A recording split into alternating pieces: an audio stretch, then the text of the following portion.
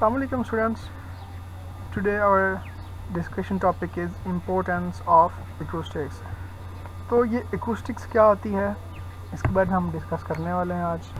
जी, तो टॉपिक को स्टार्ट करने से पहले आपको मैं थोड़ा सा इसके बारे में आइडिया दे देता हूँ कि आप जो रियल लाइफ में acoustics जो है वो कहाँ पे अप्लाई होती है। तो अक्सर आपने सिनेमा हॉल्स में देखा होगा या कॉन्फ्रेंस हॉल्स होते हैं, वहाँ पे काफ़ी ज़्यादा जो है वो लोग बैठे होते हैं।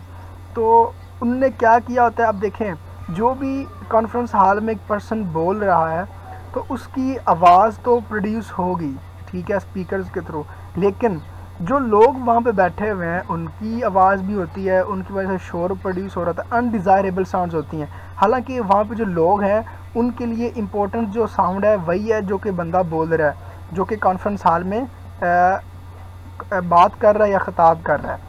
तो बाकी जो भी अनडिज़ायरेबल साउंड्स होती हैं उनको किसी न किसी तरीके से अब्जॉर्ब करवाया जाता है कि उनको ख़त्म कर दिया जाए और सिर्फ जो आदमी ख़िताब कर रहा है, जो बोल रहा है, उसी की ही आवाज़ आप तक पहुँचे और उसकी आवाज़ जो सबसे एंड पे पर्सन बैठा हुआ है उस तक भी वो आवाज़ पहुँचे। अगर शोर होगा, उन अनडिज़ायरेबल साउंड्स को अब्जॉर्ब नहीं करवाया जाएगा तो जो पर्सन एंड पे बैठा हुआ है उनको आवाज़ क्लियर नहीं सुनाई देगी।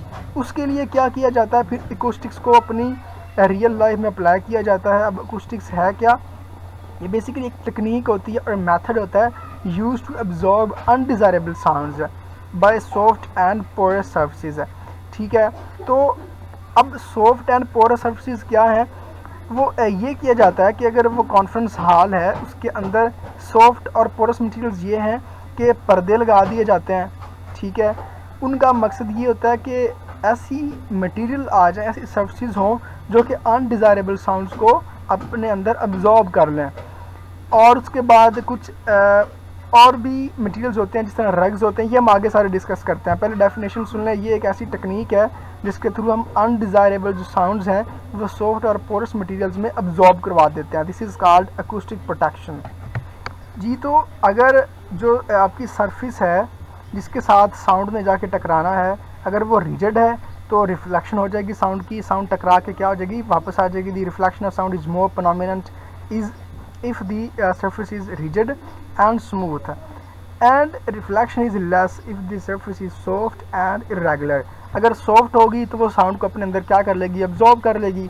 तो अगर तो सरफेस हार्ड है, मतलब दीवार है, दीवार से टकराने के बाद साउंड में रिफ्लेक्ट हो जाना है। अगर कोई पर्दा लगा हुआ है, कोई सॉफ्ट पोरस मटेरियल है, तो जो साउंड है वो रिफ्लेक्ट नहीं होगी, मतलब वापस नहीं आएगी, बल्कि उसके अंदर, उस मटेरियल के अंदर अब्जॉर्ब हो जाएगी। जी स्टूडेंट्स, तो ये देखें, ये आप लोगों को मैं कुछ मटेरियल दिखा रहा हूँ। ये बेसिकली फोम के बने होते हैं या किसी और जो है वो किसी भी नरम मटेरियल जो होता है उसके बने होते हैं। तो ये आपने अक्सर इस तरह के मैट्स देखे होंगे जो आपने घरों में रखे होते हैं, जो कि बड़े पोरस से होते हैं, बड़े नरम होते हैं। तो इनको हम कहते हैं पोरस मटीरियल, ठीक है जी। तो जो पोरस मटीरियल है वो ड्रैपरीज हो सकते हैं, पर्दे वगैरह हो सकते हैं, रग्स होते हैं जो आपने घरों के अंदर मैट्स वगैरह बिछाए होते हैं जो पाँव के नीचे गुजरने के लिए फर्श के ऊपर से। तो ये रग्स होते हैं, absorb large amount of sound energy. इस तरह के जो पोरस मटेरियल हैं वो बहुत ज़्यादा साउंड एनर्जी को अब्जॉर्ब कर लेते हैं एंड दस quite echoes and softening noises है। तो उसकी वजह से क्या होता है, जो इकोज आपको सुनाई देती हैं या जो नॉइस है वो बड़ी सॉफ्ट हो जाती है, उसमें ज़्यादा जो है वो शोर नहीं रहता। इको जो है वो बड़ी क्लियर हो जाती है। आवाज़ जो सुनाई देती है आपको, वही सपोज आप कॉन्फ्रेंस हॉल में बैठे हैं तो आपको जो आवाज़ सुनाई देगी वो बड़ी क्लियर सुनाई देगी। अगर आप ये टेक्निक, ये ड्रैपरीज और पर्दे वगैरह नहीं लगाते तो अक्सर आपने देखा है जो हॉल वगैरह होते हैं उसके अंदर बड़े उन्होंने खूबसूरत से पर्दे लगाए होते हैं, उसका पर्पस सिर्फ यही होता है, ठीक है। अगर आप नहीं लगाते तो आपको क्लियर आवाज़ सुनाई नहीं देगी। Thus by using such material in noisy places we can reduce the level of the noise pollution. तो इस सारे चीज़ों को, इन सारे मटीरियल्स को यूज़ करके हम जो नॉइस पोल्यूशन उसके लेवल को कम कर सकते हैं। However if the surface of the classrooms or public halls are too absorbent। जी, अब ये ना हो कि आप क्लासरूम और पब्लिक हॉल्स में इतने ज़्यादा पर्दे लगा दें, इतने ज़्यादा रग्स रख दें कि वो जो साउंड है वो ज़्यादा अब्जॉर्ब हो जाए और आपको जो कम सुनाई दे। इतने भी ज़्यादा जो ये जो पोरस मटेरियल हैं वो यूज़ नहीं करने कि जो आर टू एब्जॉर्बेंट, इतनी ज़्यादा वो अब्जॉर्ब कर ले sound that the sound level में be low for the audience, कि लोग जो बैठे हुए हैं उनको आवाज़ ही ना सुनाई दे, वो सारी की सारी एनर्जी को अब्जॉर्ब ही कर लें। इतनी ज़्यादा भी आपने मटेरियल को यूज़ नहीं करना। और फिर इस तरह भी नहीं करना कि आप जो है कोई चीज़ भी ना यूज़ करें, कुछ भी पोरस मटेरियल ना यूज़ करें। तो फिर क्या होगा, sometimes when sound reflect from the wall, ceiling and floors of the room, जब आप पर्दे वगैरह यूज़ नहीं करेंगे तो क्या होगा, वो जो साउंड है वो वॉल्स के साथ जो सीलिंग होगी या रूम का जो फ्लोर होगा उसके साथ जाके टकराएगी। तो टकराने के बाद वो क्या होगी, रिफ्लेक्ट हो जाएगी। And the reflecting surface are too reflective, अगर ज़ाहिर बात है वो फर्श होगा, वो जो आपने सीलिंग यूज़ की वो बड़ी स्मूथ होगी, तो स्मूथ जो सरफेस होती हैं उनके ऊपर से जो साउंड है वो बड़ी अच्छे तरीके से रिफ्लेक्ट हो जाती है, बड़ी ज़्यादा रिफ्लेक्टिव। जिस तरह मिरर होता है, मिरर के ऊपर जब लाइट आके पड़ती है तो बड़ी ज़बरदस्त तरीके से वो रिफ्लेक्ट हो जाती है। सिमिलरली अगर फ्लोर वगैरह होंगे जो काफ़ी ज़्यादा रिफ्लेक्टिव सर्फेसिस हों तो क्या होगा, जो साउंड है वो बड़ी ज़्यादा रिफ्लेक्ट होना शुरू हो जाएगी। अब्जॉर्ब तो हो नहीं रही क्योंकि आपने इस तरह के मटेरियल यूज़ नहीं किए, पोरस मटेरियल आपने लगाई नहीं। तो फिर क्या होगा, साउंड बिकम्स गार्बल्ड। गार्बल्ड का मतलब है कि बार बार जो है वो आवाज़ मिक्स होकर आना शुरू हो जाएगी, जो ऑडियंस है उसको क्लियर आवाज़ नहीं सुनाई देगी।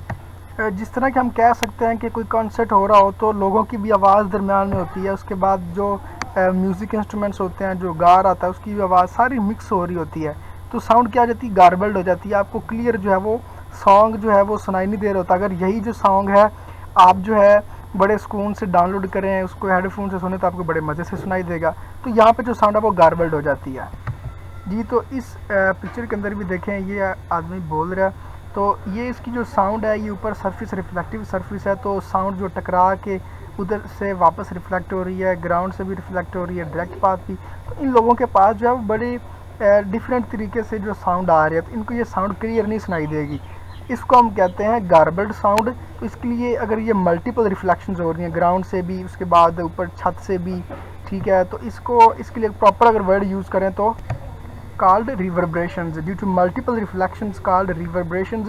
तो अगर बहुत ज़्यादा रिफ्लेक्शंस हो तो उनके लिए हम रिवर्ब्रेशन का वर्ड यूज़ करते हैं। In design of lecture halls, auditorium और theatre halls, a balance must be achieved between reverberations and absorption. मतलब ये है कि आपने एक बैलेंस रखना है कि ज़्यादा जो सरफेस है दीवारें रिफ्लेक्टिव भी ना हो कि साउंड बहुत ज़्यादा रिफ्लेक्ट होना शुरू हो जाए, और ज़्यादा अब्जॉर्प्शन भी ना करे, मतलब ज़्यादा पर्दे भी ना लगा दें, रग्स भी ना लगा दें, ठीक है, कि साउंड बहुत ज़्यादा अब्जॉर्ब ही हो जाए। तो जो बैलेंस होता है वो बड़ी इंपॉर्टेंट चीज़ होती है कि साउंड जो है अब्जॉर्ब भी हो और कुछ ना कुछ रिवर्ब्रेशन भी हो। अगर देखें, अगर रिवर्ब्रेशन ना हो, यहाँ पे ज़्यादा ना हो, बस मिनिमम, तो अगर जो साउंड रिफ्लेक्ट ना हो तो इस ये जो एंड पे आखिरी पर्सन बैठा है इसके पास आवाज़ कैसे पहुँचेगी।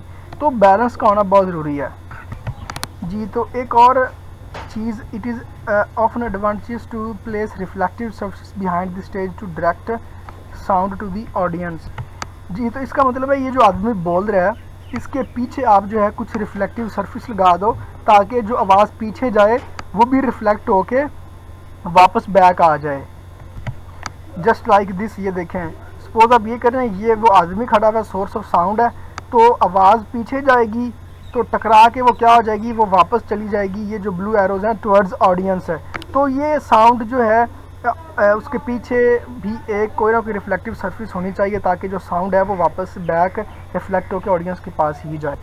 और दूसरा काम ये किया जाता है कि जो सीलिंग करते हैं लेक्चर हॉल्स की, कॉन्फ्रेंस हॉल्स की और थिएटर हॉल्स की, उसको कर्व रखा जाता है। कर्व रखने का मतलब ये होता है कि जो साउंड टकराएगी तो कर्व्ड जो सरफेस है वो ज़्यादा चीज़ों को रिफ्लेक्ट करती है साउंड को, so that sound after reflection में reach the corners of the hall. जो कि आपको इस पिक्चर में नज़र आ रहा है, ये कर्व्ड सरफेस है, तो साउंड जा रही है और रिफ्लेक्ट होके सारे कॉर्नर्स में क्या हो जाएगी, ये डिस्ट्रीब्यूट हो जाएगी sound. And sometimes curved sound boards are placed behind the stage so that the sound of the reflection distribute evenly across the hall। ये वही बात है कि जो स्टेज होता है उसके पीछे कर्व्ड सरफेस रखी जाती है ताकि जो साउंड है वो रिफ्लेक्ट होकर दोबारा जो है ऑडियंस के पास ही चला जाए।